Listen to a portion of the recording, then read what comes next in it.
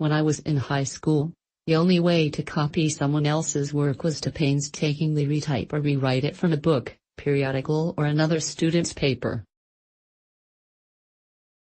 Today it's as simple as copy and paste. That has many publishers and educators worried.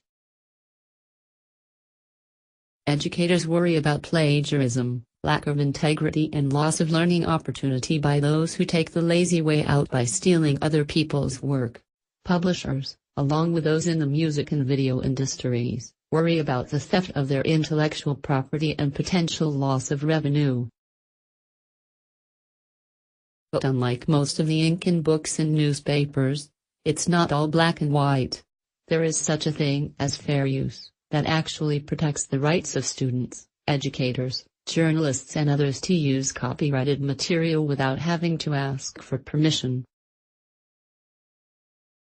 There are also works that are not copyrighted or licensed specifically to be reused. I say this not to encourage the mere copying of other people's work, but to point out that one can not only be legal but also creative by using material from others to add value to what they create. My nonprofit, ConnectSafely.org, is just published a free online booklet, The Educator's Guide to Creativity and Copyright, ConnectSafely.org web link, to explain what students and educators can and cannot legally and ethically do with material they find online. Some of this advice also applies to journalists, podcasters, and other creators. The guide was written by Carrie Gallagher, Davidson, and me. Fair use. As the guide points out, copyright generally requires you to get permission before you copy, distribute, or reuse someone else's copyrighted work. But sometimes, permission isn't needed because what you want to do qualifies as fair use. For example, fair use allows limited use of copyrighted work without permission for purposes such as news reporting, commentary, education, parody, and the creation of new works that use someone else's creative work in entirely new ways. While there are no hard and fast rules, there are 4 factors that, together, determine if something likely qualifies for fair use: purpose and character of use, such as commentary, news reporting, criticism, or education.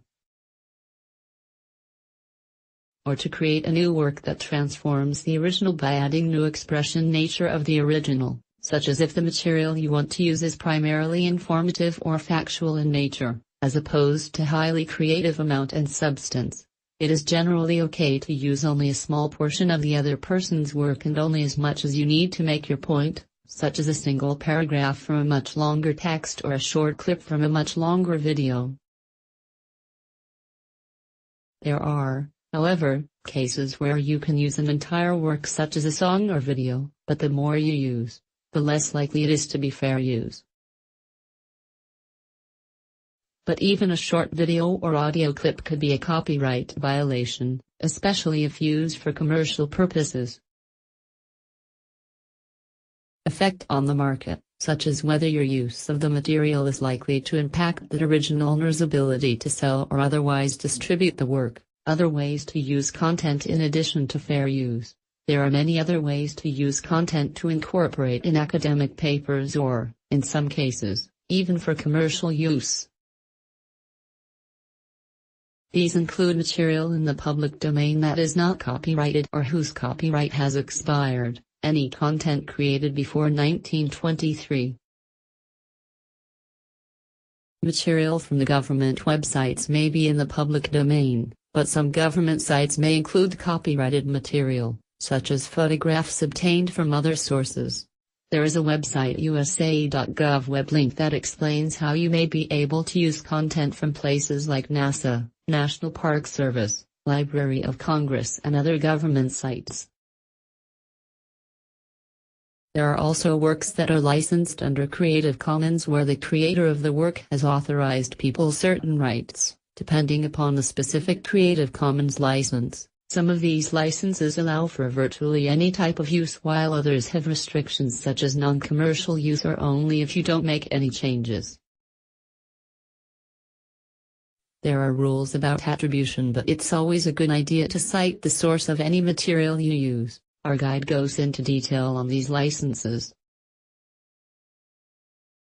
There is even a Creative Commons search engine, search.creativecommons.org, that makes it easy to find materials that you can use in your work. The results pages on Google Images Search has a tools menu that includes usage rights.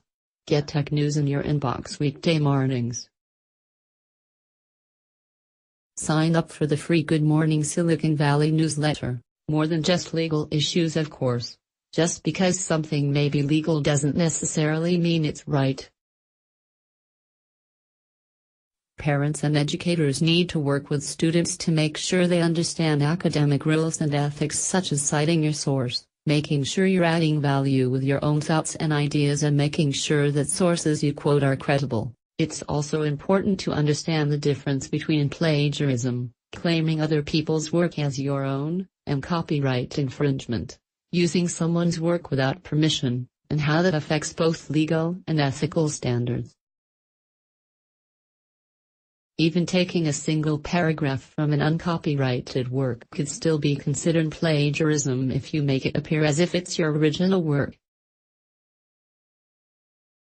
It's about creativity at the end of the day. The purpose of our guide is to encourage people to be creative and expressive. It's great when you can legally incorporate and cite someone else's work to help amplify your original thoughts, but whether it's a student paper, a blog post, a video, a podcast, or newspaper column, the goal should always be to add value and be creative.